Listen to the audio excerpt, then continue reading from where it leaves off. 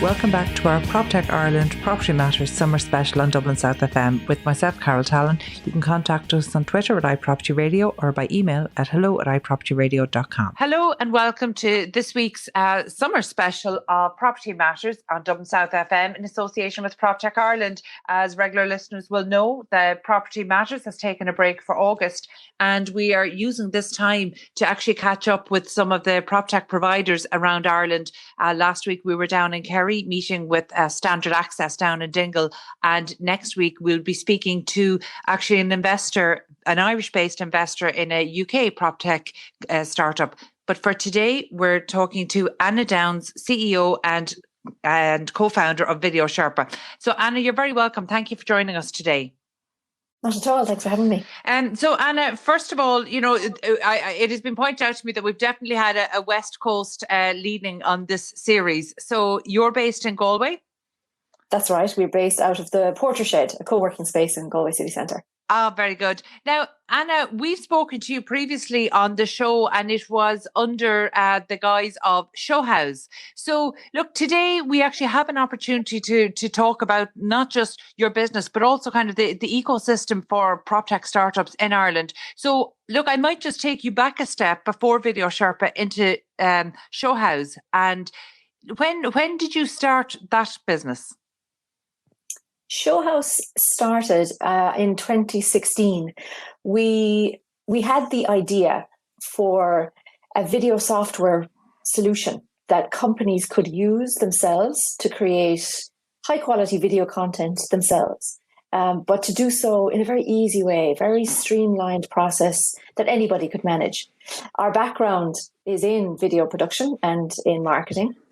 So we had this idea. We understood that companies needed more and more video content to share on all the different social channels that they try and maintain, and that it wasn't just a case of needing one or two videos a year, that they actually needed video constantly on an ongoing basis to keep that conversation going with all the various audiences that they're trying to connect with. So when they typically want to create video content, they hire someone to do it. But if you want to create content on a regular basis, then that quickly becomes unsustainable in terms of, you know, cost and everything. The price becomes a real barrier. Yeah, absolutely. And we would have been one of those companies that people hired to come in and create those videos for them. So we understood the problem. We understood the pain they had, and that they needed content started quickly, almost on the spot. When an opportunity arose, they didn't want to have to wait a week to book somebody and arrange, the filming and then wait a couple of days for a draft edit and so on. You know, we've gone to the point now where video is you need almost that day, or certainly within 24 hours. Well, particularly in the property space. So it makes sense that that's one you would have targeted. Exactly. And actually, we had just ourselves come through the process of selling our house, buying a new house, and being from the video space, we were sort of shocked actually at the lack of video available, because it just made so much sense. It's such a good way for somebody who's looking to buy to have a taste of it, to have like a teaser of what the property is like. I think it really kind of gets you into the space much more directly than just some photographs and a big long piece of text describing it. So absolutely, but it's also but it's also such a time efficiency as well, because actually a video around the property, unlike photographs, showcases more of the property, which means if it's not suitable, people who won't like the property tend not to turn up to a viewing. So there's an added benefit there that in terms of productivity for estate agents that completely got lost in the early days of the conversation about video. Not only got lost, I think actually that was a barrier for a lot of the agents that we spoke to. There was a sense that it was a missed opportunity for them, that if somebody looked at a video of a property and decided it wasn't for them, that this was somehow negative, that they missed the opportunity to meet them in the flesh, talk to them, and actually that they could kind of convince them that there would be something that they were selling that would be suitable. So that's a response that we actually got a lot at the very start. Wow, and that just doesn't make sense at all. You know, you won't talk somebody into the wrong property. Certainly, actually, if anything, that shows that there's such a disconnect between property sales and how consumers want to actually consume property, whether it's for buying or letting. There has been a disconnect in Ireland, and certainly, the Irish industry, in my opinion, has been too slow to pick up on this. And it's something that we noticed actually at the start of COVID. The services that had been on offer for 3 and 4 years, suddenly in February of this year, everybody wanted it. Like inquiries into Proptech Ireland multiplied, and we tried to put it out to the Proptech providers, but unfortunately the Proptech providers just weren't in a position to cater to all the demand at that time. Suddenly we had what would have been years worth of demand all required in 1 month. It just wasn't sustainable. There was a huge increase in inquiries. Absolutely, you're right. I think the property industry has had to catch up very, very quickly in terms of what the consumer actually is looking for, and the way that people consume information now has changed dramatically. Yeah. Even in the last 2 to 3 years, how many of us spend time reading long descriptive pieces on a product or a property or in anything we're considering looking at or buying? That day is just gone. That's not the way we consume information. And most of us are searching on mobiles, and video is the most effective way to share information on a mobile, because you're certainly not going to be scrolling through reams of descriptive information. So I think the penny has dropped. I really do, from conversations with people, because as obviously people in the property sector, they're also consumers in their own life, and they're seeing it. They're seeing it the way that they would look up something new, whether it's going on holidays or whether it's buying a new piece of furniture or whatever. We're all now, first and foremost, we're looking at video. Look, I do feel that we're having very different conversations, not just in terms of 3D video or 360 video or virtual reality and augmented reality, right across the spectrum of technology for construction and for the built environment. We're just having a different conversation post-COVID as we were maybe in January of this year. But look, just going back to I suppose the origins of Show House, you started in 2016. At the time, you went through Enterprise Ireland. We started on the New Frontiers program. Yeah, we did. We wanted to sort of test the hypothesis, really. Did we have a business idea? Did we have something that would actually have legs and that we could grow? So New Frontiers was a great start, because it just allowed you a little bit of time to test your theory and to sort of get in under the hood and see, was there a viable business there? Okay. Did you do that through Galway? We did, in GMIT, yeah. Okay, excellent. And on foot of that, am I correct in saying you went on to become an Enterprise Ireland client? We did. So actually, while we were still on New Frontiers, we were successful in applying for competitive start funding. So that's Enterprise Ireland's sort of almost first leg of funding. It's a €50,000 investment into the company, and they take 10% equity in the company at that stage. But it is a brilliant first step, because they're a really supportive investor. And it's at that stage of the company, that €50,000 gives you a real opportunity to get your first version of the product out onto the market, to actually get face-to-face in front of customers, to do your research, and to give you the time to just try and get it right. Yeah. And listen to what they're saying and respond to what they're saying. Okay. And so that was critical. Yeah, no, and that's a fantastic one. It's something that the Competitive Start Fund seems to be one that's very positive feedback about. Going on a step further, you became a high potential startup client. So you had to then go out and seek match funding. Did you do that privately through your own network, or did it come from the industry?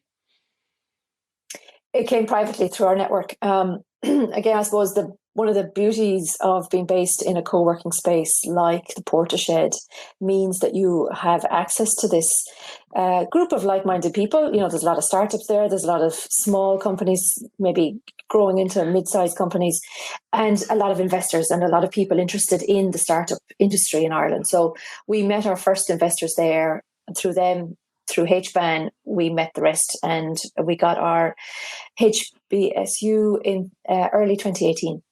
Very good. And that was under Show House, not Video Sherpa? No, actually. At this stage now, we had... Yeah. So just in terms of rollout of the business, because I know I would have spoken to you in probably 2017, 2018, 2019.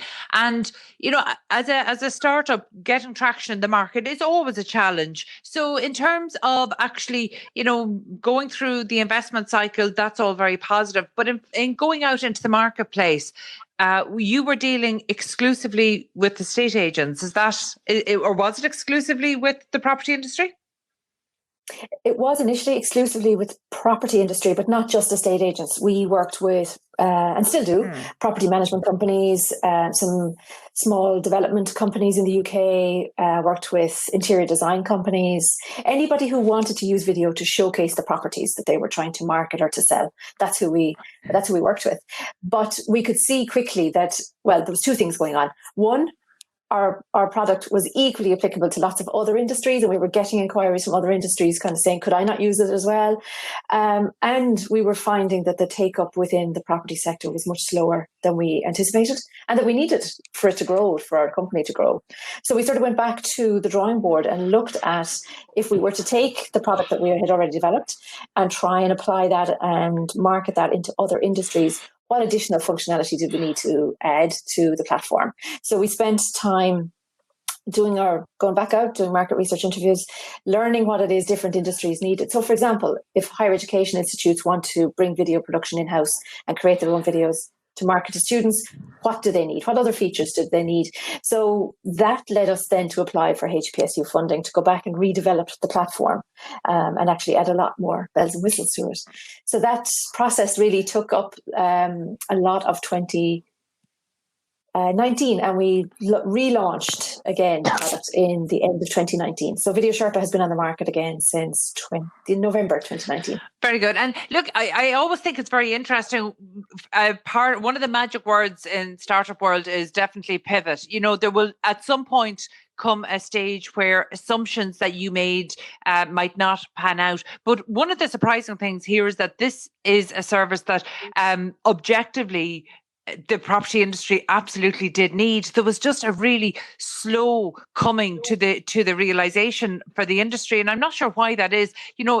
Certainly part of me thinks that it was because the bar was so low. So actually you had the industry leaders not doing a great job, so therefore anybody coming after that didn't need to do a great job. And it was a real problem, not just in terms of property videos, but actually in terms of online bidding, smart contracts, across a whole range of things. We just had very slow leadership in the property industry. Now, to be fair, that has absolutely picked up since 2019, but there was a long wait between 2016 when we saw this rash of new startups coming into the marketplace, and 2019 before there was really any sign of traction. So that's definitely an issue, and it's one that I would really love to ensure isn't repeated. And certainly during COVID, when we had inquiries in looking for us to put usually estate agents in contact with people supplying 360 video or Matchport tours, or indeed online bidding systems and smart contracts, anything that would make the property transaction more, I suppose, seamless and frictionless online, then, I did find myself saying quite often, these companies don't exist anymore because they weren't supported by the industry. And that's something that we cannot allow happen again. We're coming through, in terms of the pandemic response, estate agents have done a tremendous job actually in getting up to speed with the new guidelines, the HSE guidelines. They're getting back out there. They've absolutely embraced digital. Remote viewings are now the primary, and in-person viewings are the secondary protocol. So from that point of view, it has been great, and we've seen all of these technologies go from novelty to necessity. But from my point of view, we can't not learn the lessons of the past. So we can't, we need for the industry now to say, look, this is just the start of it. There is a way that consumers want to engage with you and your services, and there needs to be this consistent level of upskilling. It's not just a case that now you embrace online bidding, or now you embrace smart contracts, or property video, or whatever it is. It's that this is it for today, and next week and next month and next year, there needs to be this constant leveling up of technologies, because that's what consumers expect. That's what our handheld devices have trained us to expect. Do you think that attitude has changed enough to support new PropTechs coming into the marketplace today? Well, I would agree with a lot of what you're saying. I think, the take-up was very slow, and there was a sort of there was a fascination with, oh, look, is this the next thing coming down the tracks now? And people would definitely give you the time to stop and talk and think about it. But there was a real reluctance to actually embrace doing it differently. And so we would have spent so much time going around talking to people.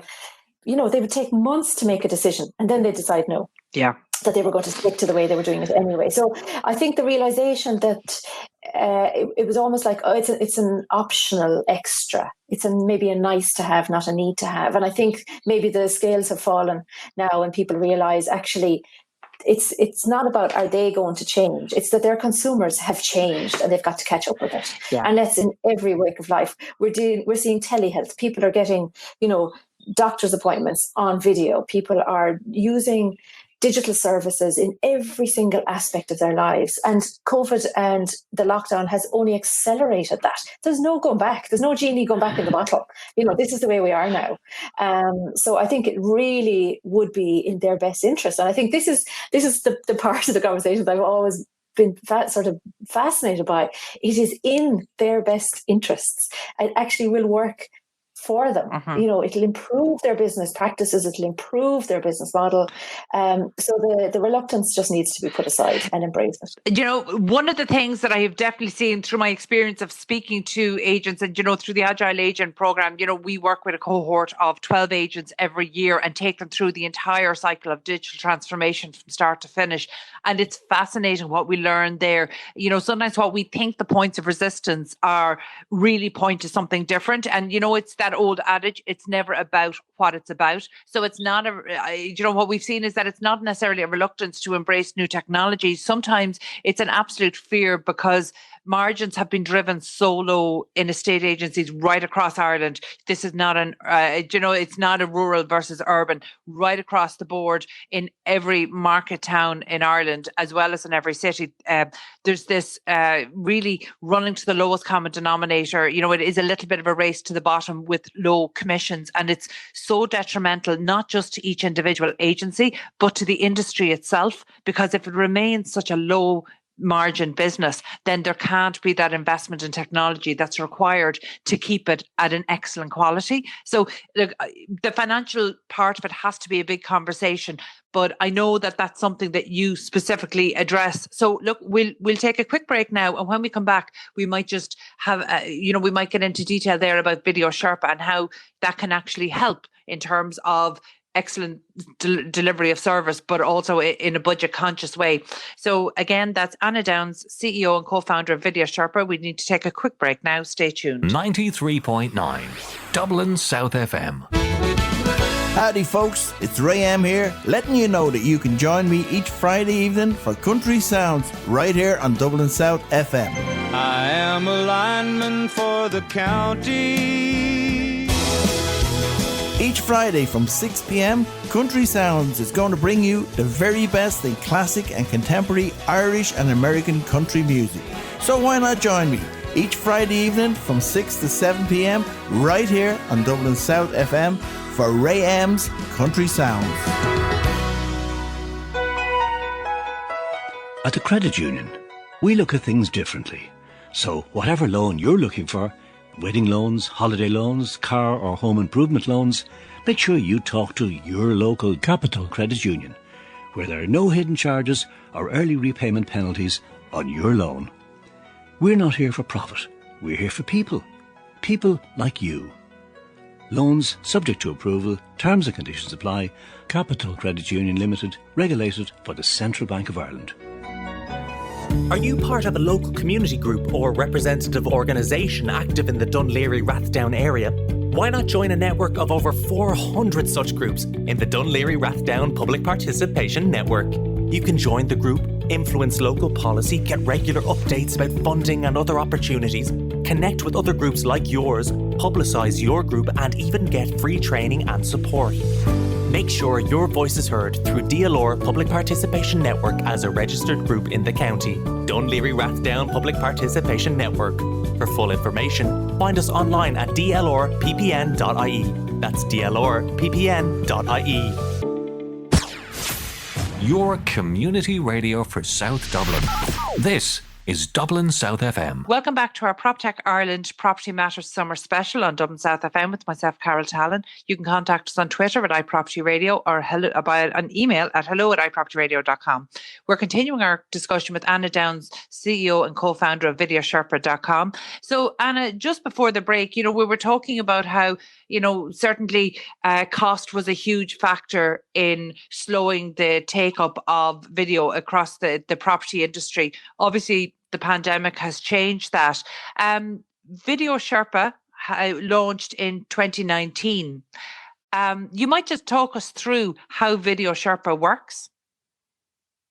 Of course, it's a very simple system to use. We designed it so that anybody, regardless if they had any video experience in the past, would be able to get up and running on the platform incredibly quickly. So Video Sherpa helps companies to create their own video content themselves. And they do this in a number of different ways. So they film using their own smartphone, but we give them a media kit. So they have all the equipment they need to get started. And they film using our software. And it actually takes them step by step through the filming process. So they know exactly what they need to film, how many clips they need. And it's very easy for them to put this together in our editor. They can add their branding, add captions, they can record a voiceover, they can add music, they can add closed captions if they want to share it on social media. And then with one click, they can get it out onto all the different social channels that they promote their properties on. But the crucial thing about Video Sherpa that sort of makes it different to maybe the other, Matterports and 360 views is Video Sherpa allows you to film an awful lot more than just the physical four walls of the property. You can do your piece to camera. So you can get your branding up front. You can really promote yourself as the agent of note. You can promote the reputation of your company overall. But you can also film footage of the locality and that, give people some footage of the local town, of the amenities, the schools, the transport links, all that kind of stuff. And it's that sort of bigger picture really that can entice somebody to consider a property that they may never have considered in the first place. Yeah, Video Sherpa then. Yeah, sorry, go ahead. Well, what I was going to say was it's the sort of two other features that make it really, really sort of a smart technology for companies. You have your own digital asset library. So you film some great footage of your town, your locality, all these amenities that I'm speaking about. You just add them to your library, reuse those again and again in other videos. So you're taking a little bit of time to film this footage and you're going to get more and more mileage out of it by being able to add that to all the videos in that locality. And that'll really sort of give a much bigger picture for somebody who's looking to buy or looking to move across country or looking to move to Ireland or whatever the case may be. So by being able to kind of add that additional value piece, that extra information that people are looking for, you're going to really kind of get a bigger, fuller picture of the property across to people. Absolutely. But you're also able to collaborate. So you can collaborate on the platform with the homeowner. You can show them draft versions of the video, you get their approval and sign off, and you can do all of that on the cloud, 24/7 access. There's absolutely no issue with that. So it's a very smart, streamlined platform for people to use. And do the agents or do the users themselves actually edit the video? Yes, they do it all themselves. It's super easy to use. Do you provide training in that? Because I know that's one thing actually that people have been nervous about. Actually, do they have the manpower or people power within the office to do that? Is it going to be a big time constraint? Sure. We do provide training. We provide quite extensive training, and there's a whole, as well as the training we give them when they sign up, there's also a whole library of short little videos that they can just look at when they want to do a quick refresher or figure out how to do something. But you're right. I mean, I think a lot of the time, one of the initial maybe pieces of resistance we come across is, oh, I don't have time for this. And I think that's a legacy maybe of the last recession, that the number of staff in estate agents' offices definitely diminished. And therefore the feeling of pressure, of time pressure, is very acute. Whereas what we start to say to people is, okay, yeah, it's going to take you maybe, an hour and a half to film and edit and get this video together. But how much time is that going to save you over the next 3, 4, 5 weeks, 6 weeks, 7 weeks, 2 months in terms of showcasing that video? And not only is it going to save you time traveling over and back and over and back to show the video, to show the property, but it's also actually going to massively increase the number of views you're going to get online. And online is where everybody starts their property search. And properties with a video are proven to get up to 400 times the number of views the properties without a video tour associated with them. So straight away, if you are marketing two properties, one has a video attached, the other doesn't, the one with the video is going to outperform the one without every single time. Yeah. So you're doing a service to your seller. You're actually impeding the marketing of the property, the number of people who are going to see it and share it and maybe show it to a colleague or show it to a family member who's looking in the area. So really, it's ultimately going to save you loads more time than it's going to take you in creating the video. Yeah, no, look, it makes absolute sense. And you mentioned there that you actually provide a kit. What is involved in that? Because people are using their smartphones. By the way, is any modern smartphone now, any contemporary phone, adequate quality for recording? Pretty much. I mean, anything in the last 3 to 4 years, the camera quality on it is excellent. If you're still looking at your Nokia 3310, then forget about it. But certainly anything that people have bought in the last couple of years is going to be very, very good. The cameras are fantastic.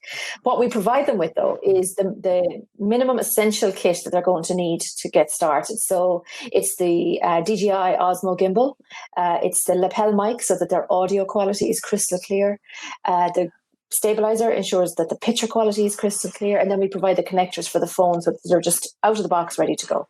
Oh, excellent. That's a really good idea, because actually gimbals are one of the simplest tools that makes such a big difference for videos, actually, exactly. if you're doing them yourself. One of the other things I really liked is that you referred to there a piece to camera. Now, that's something that actually estate agents have been loath to do. Almost everybody I've spoken to, very few feel confident in front of the camera. Very few, it's a very difficult thing to start. Once you get started, it actually gets a lot easier very quickly. But there seems to be a real mental block about getting started, whereas that definitely shifted when people were doing walkthrough videos. So it's one of the things I noticed in the last few months.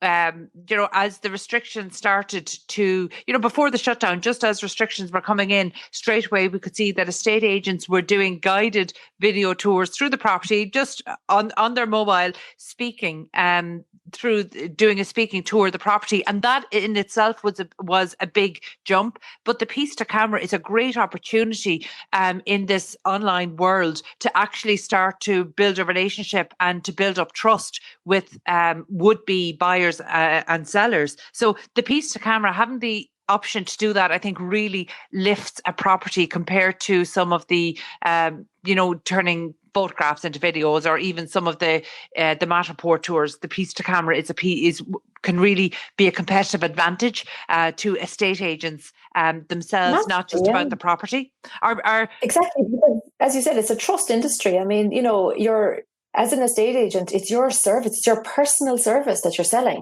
Every estate agency offers the same set of services. So it comes down to, who are the individuals I'm going to be working with? Do I like them? Do I trust them? Do I want to work with them? And so if you're hiding behind, maybe nerves about getting in front of the camera, then, it's time to maybe book a maybe 1 hour training session with a speaker if you're nervous about it. But oh my God, it makes such a huge difference. And we see this way more in the US. They're not a bit shy about getting out in front of the camera, and that really increases the brand profile of their company. So it's well worth it. It does, but I'm always reminded, 20 years ago when we started seeing US business cards coming in with the faces on the business cards, it was just something that was unheard of in Ireland. And then you started to see a little bit of that in Ireland.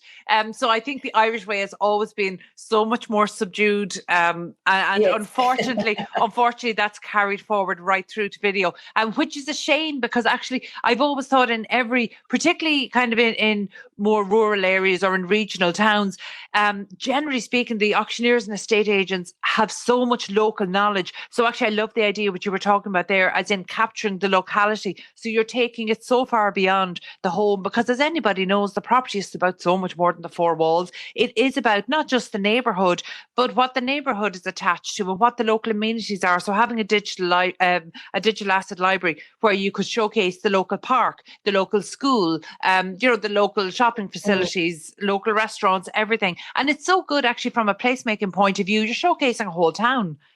So Exactly. are you seeing, are your clients actually taking advantage of that?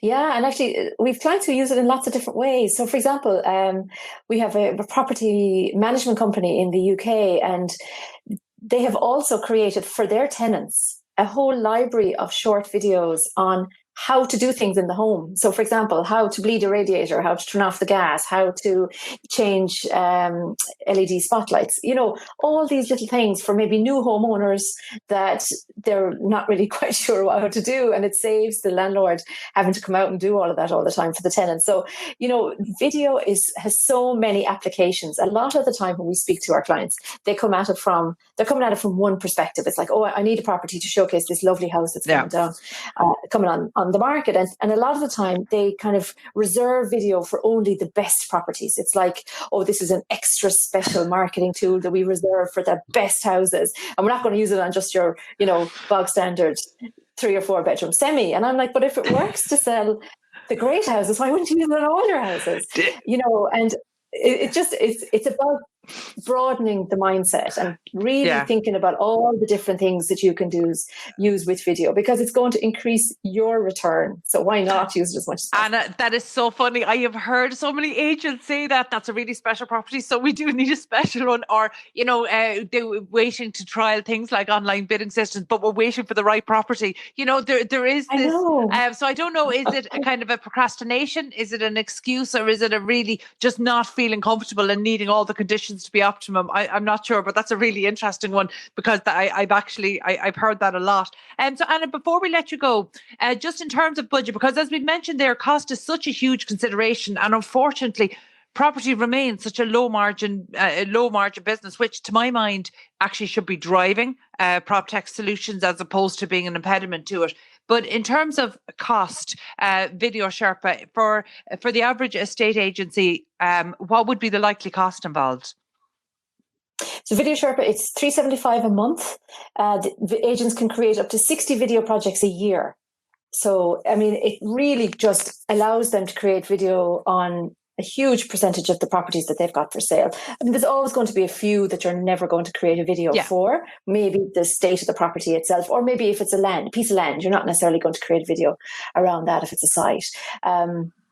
But it's incredibly cost effective. In terms of increasing the number of views, the number of shares of the properties, saving them time in terms of repeat visits and so on. And now, particularly when we have, restrictions in terms of getting out to see places. And we're all hoping that lockdown won't be reinforced, but you never know.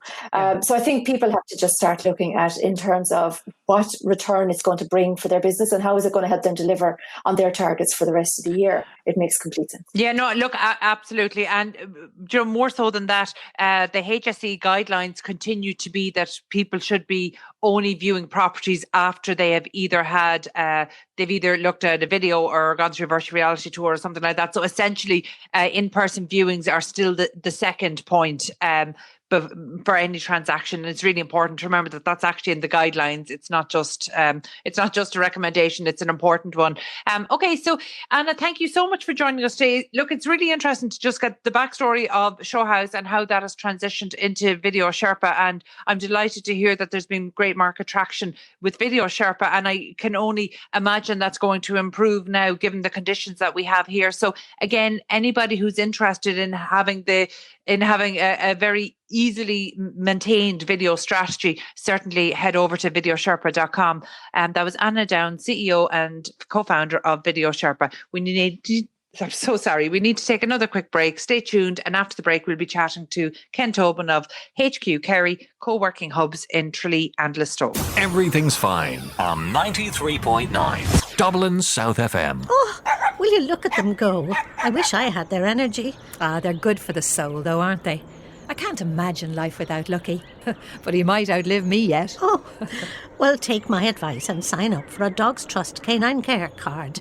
It's completely free, and it's given me such peace of mind since I did. What's that? Well, it's simple, really.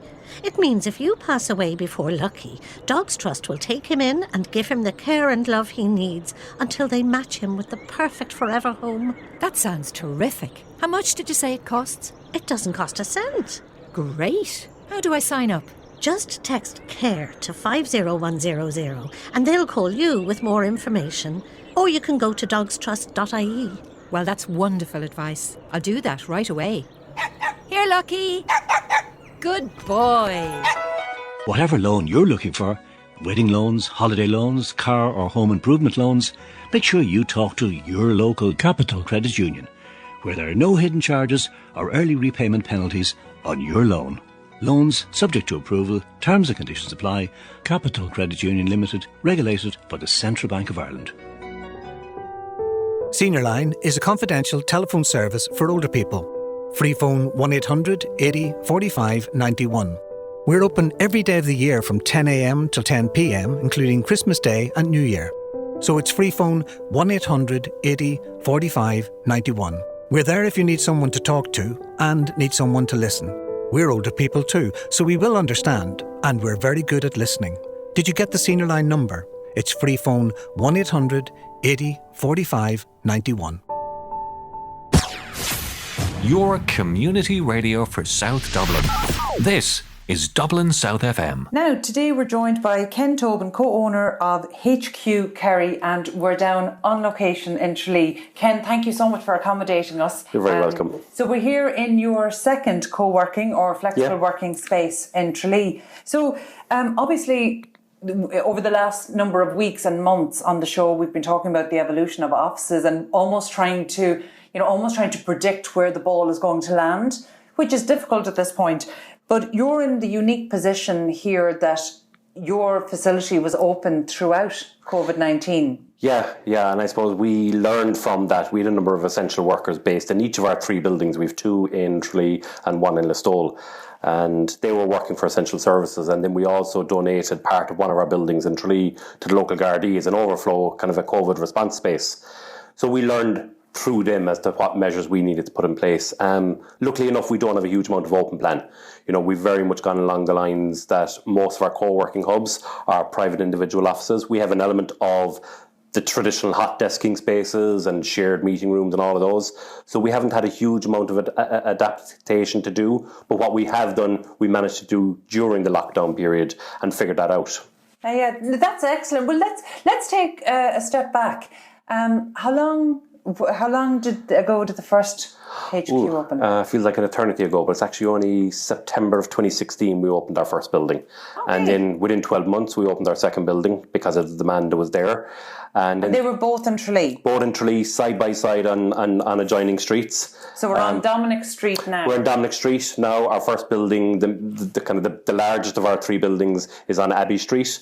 It was a vacant building when we took it. It was one of the Celtic Tiger era buildings, which was the previous recession, not the one we're going through now.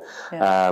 But it was vacant for about 12 years. It was a shell and core building, and when we came in, we knew exactly what we needed to do with us, but we worked with a lot of our kind of key people that we brought in at an early stage that were going taking space off of us, so that we could, I suppose, develop the ideal co-working hub based on their needs, as opposed to what we read and would have seen in other locations. We knew what was out there maybe in some of the larger cities may not necessarily work in a regional town like Tralee. So we opened that building in September 2016. Within 1 month it was full, and we had a waiting list developed. So we went back and we acquired the building alongside us, and we took on 3 floors of that building and fitted that out. And a year later, the second hub in Tralee opened. But we weren't satisfied with that. So a year later, in September of 2018, we opened our hub in Listowel. Now, the hub in Listowel is much smaller on a scale because Listowel is a smaller town, about 25, 30 minutes away from Tralee. But I suppose it was almost an experimental hub for us to see, could a co-working hub work in a much smaller rural location? You know, Listowel's got a population of around 4,000 people. It's not massive, but an amazing, vibrant town, great for business. And we saw a huge opportunity there for us. And I suppose the one thing that we've seen out of the COVID-19 pandemic is the remote working evolution and how quickly that has accelerated. Now all 3 hubs are full, which is fantastic. You know, it's looking forward now. Where do we go next, and what way is remote working going to go? What decisions are going to be made in the larger cities, in the large office developments that's going to influence smaller towns like Tralee and other towns around the regional areas around Ireland. Yeah, it's an interesting one because, you talk about opening the new place in Listowel. Mm-hmm. And obviously I remember 2 decades ago, Listowel was one of the places that was really targeted as a hub for government decentralisation. Yeah. And much to the frustration of local people, that was a long time coming, and it never came the way it was expected. And so from that point of view, it's interesting to see, 20 years on, we're really starting to see the trend in a very different direction, which is not decentralisation, but more remote work. And obviously not just for state, but for private companies. Yeah. So in terms of, you clearly, together with your team, you've clearly established demand and recognised the demand, but probably helped to fuel that as well. Mm-hmm. But the people who are coming in, your tenants, your occupiers, at the moment, do they tend to be self-employed entrepreneurs, or are they using the space to avoid commuting to head offices in larger locations? I suppose kind of pick on both teams. The decentralisation at the time was probably ahead of its time. The technology wasn't there, but also maybe the concept was slightly wrong, because what we are, through our own experience, people choose parish first. It always drives people then. Pretty much everybody that we have here that have relocated here would have had some connection with the locality. Whether that is through relations or maybe originally from the place and immigrated and came back. Whereas decentralisation at the time was about pushing people, square peg, round hole mentality, pushing people to maybe somewhere they didn't want to be. They did want to decentralise, but they actually wanted to go home. And raise the family. And, our demographic here of people that have returned are at that age level. We do have some and in particular more recently in the kind of early 20s, these cool tech people that we all like to see. We've got some of them, but for the most part, the people that have really returned here want to do it to raise a family. The cost of living here is a lot more affordable. Obviously, counties like Kerry have an incredible quality of life, the scenery and everything around us. But on top of that, then it's, access to schools, access to education for the future kids that are coming down the line, and people are making those plans. But we've also found that some of the entrepreneurs that relocated their businesses here did it because they weren't big enough to compete with the larger companies in the larger cities, and therefore were losing some of their key staff because they were being poached off them, and they couldn't compete with them on price to keep those staff. So they came back here to rebuild their businesses and to grow their staff count. And so far, and it's kind of almost a regret of ours, but it's something we're proud of as well, is that some companies have come back here and have outgrown our hubs and have ended up taking their own buildings in the town. We over recent years, we've had people that have come back on their own or maybe a small team, and now we're up to 10, 15, 20 people, but we didn't have the capacity to take that size. Most of our hub is smaller. We do have some space for large teams of 20, 30, but for the vast majority, it's 1s to 4s is our office space size. Yeah. That's an interesting one, because it's almost like being penalised for success, and yet the purpose of you being here is to fuel the success of the tenant companies. But then there's a natural outgrowing process, which is massively successful for the town. It's hugely successful for the town. I suppose we're slightly different to the vast majority of hubs. We're probably more similar to the large city hubs in that we're 100% private owned. We don't have and never have taken any public funding to do what we do, which holds us back to a certain degree, but it also gives us a little bit of flexibility that we can react quickly to changes. And because we're incentivized, it is our business, we need to make it financially work. It hurts us to a certain degree financially when those businesses outgrow us, even though from a philanthropy side and pride side, it's great to see it happen. So we do know that in coming years, we have to start looking at that next step space. That if we manage to secure those businesses here and they want to outgrow these buildings that we have something maybe they can step into as a new space for them. And that's our next phase.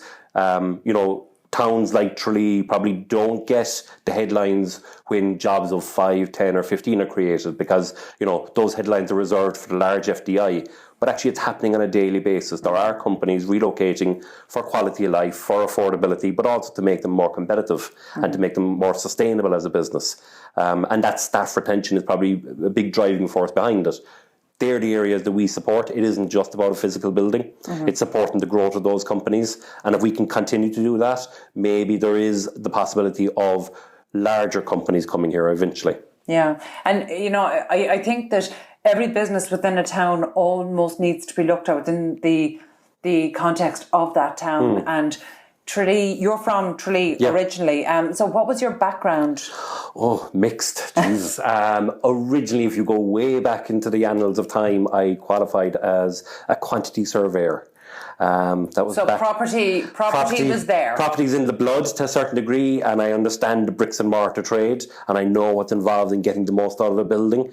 But also we appreciate the design element and everything that's required. My business partner in this, Tom O'Leary, is a small business consultant. That's what he has done all his life, helping SMEs and helping the growth of SMEs. So it was almost a happy marriage. That's a very synergistic partnership. It was, and I suppose, you know, I've been out of the QSing game now for, dare I say, about 15, 16 years at this stage, and got bitten by the self-employment bug. So I've had a number of businesses. Some have worked, some haven't worked. Luckily enough, you know, we own a restaurant in town. I head up the local Chamber of Commerce in Tralee. So, you know, small business, growing business, it's in my DNA. But I haven't forgotten my education, the analytical side of developing properties. So we have to marry the two, all our skills that we have to make this work. You know, that's a really good skill set to bring. You know, again, you know, you talked about kind of the startups where you have your kind of young, trendy 20-something-year-olds, whereas actually we know now that the average age of successful founders is actually 44, which is almost double what people might have expected it to be. And that's something that, you know, I find really refreshing and heartening to talk about, because actually it's all of the experiences, trying things, what works, what doesn't work. What doesn't work teaches us just as much. So there's I think that over time people are building tool bags that they don't even realise they have until they go. Oh, I think we learn the most from our failures. That's the reality of it. I mean, the mistakes we make, and I remember in our first businesses, Jesus, the mistakes I made, I would never repeat them again. And that's a good learning curve for me. And, you know, we try to support the businesses that come through us with what we've learned ourselves, but it isn't just us. You know, we kind of foster this community within our hubs where they learn from their peers around them, from the other business owners. And you know what, remote workers or owners of medium-sized businesses are a huge vehicle for driving growth in the smaller enterprises that come through. You know, to a certain degree, we don't have a huge amount of startups in our hubs. We kind of made the commercial decision when we started out that was not the space we were going to be in. But it's a very vulnerable space to be in terms of cash flow. It's a chaotic, it's a chaotic time commercially. But we weren't best placed to provide the resource to them. I mean, you know, Tralee is lucky. We've got a very good, strong accelerator hub in Tralee, the Tom Green Centre, which has got a very strong pedigree of supporting startups through the New Frontiers programme. We from the outset, we acknowledged they are best placed to do that. Let them do that. And anybody that contacts us from a startup space, we always direct them first to New Frontiers, and we work in collaboration with them and with the now university that's coming into Tralee. Of course, that's huge news. Huge news, because you know what, it puts a profile on Tralee that as a town we are now a university town, and with that it supports the culture and the drive that's always been there but maybe not recognised as much. And the same for Listowel. Listowel has got a vibrancy about it. There's a reason why a town like Listowel wins Tidy Towns. It's because there's a strong community, a strong vibrancy in the town. And despite the pandemic and despite the impact of that on business, you can see opportunities and growth in towns like Tralee and Listowel and many other towns up the west coast. Yeah, well, in terms of, you're well placed then, you know, particularly in Tralee, but indeed Listowel as well, to look in terms of commercial buildings. Is there much vacant? Like, you know, you identified the first building that you went into was vacant for 12 years. Now, obviously that was coming out of the crash. And, you know, I think sometimes it's very distorted when we talk about the recovery, because I work right across Ireland. So I've never bought into this idea that we had a recovery in any particular year, because I know there's so many regions that never recovered. You know, there's businesses that never reopened. There's petrol pumps, you know, still boarded up. There's houses that never got completed. Well, like ever before the pandemic hit, all the western counties from Sligo right down as far as County Clare were reclassified by the EU as being counties in recession. In reality, Kerry would have been one of those as well, only they were classed in with Cork, and we know Cork is thriving, and rightly so. Cork is an amazing city. Is there buildings available? Unfortunately, we have a lot of repurposing to do. We're not driven by the commercial forces of property development in towns like Tralee, where we have large developers coming in and taking on swathes of land and building the grade A buildings that we need as a town to develop. So we have to look at what we do have. There are supports that are out there for the larger cities that towns like Tralee need, like the Living City initiatives and various other ones, where we can look at repurposing our existing buildings. They're not going to accommodate, large companies of 200, 300, 400, 500 people and thousands of people into one building. But what they would accommodate, if repurposed, would be smaller organisations, smaller companies, back-end solutions, second site solutions. All of that is possible. Yeah. It does require a concerted effort that isn't currently there at the moment, unfortunately. Where does that need to come from? It needs to come from a national level, and that's the reality of it. If you look at the commercial hubs that have been developed, they've been developed because maybe a few people have got behind it, whether that, look at the Ludgate hub, there was a few local people on the ground, got behind it, got a bit of support. Same for our hub here, myself and Tom got behind it, we said we're going to make this happen. That isn't the norm.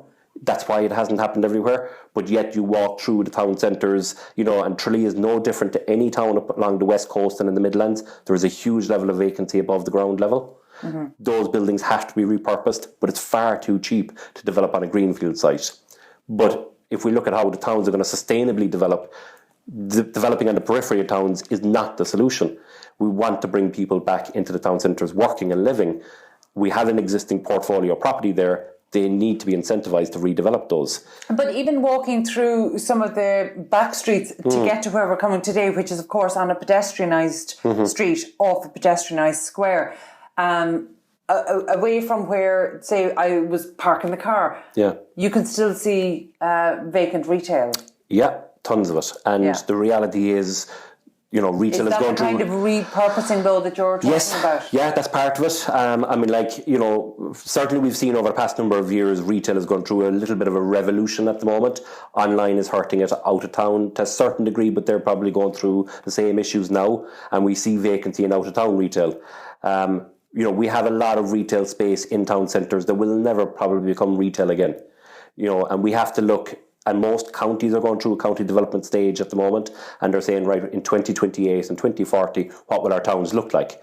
Well, that's where we start. We start at, in 2028, we want those buildings used. That's the first premise. And whether that is residential or offices or some alternative use that isn't retail, because retail probably won't come back to the same degree, and we work our way backwards. How do we enable those buildings to be repurposed now? And a lot of buildings will become residential, we hope. A lot of buildings will become offices for smaller companies and startups. They'll be repurposed into art and community hubs.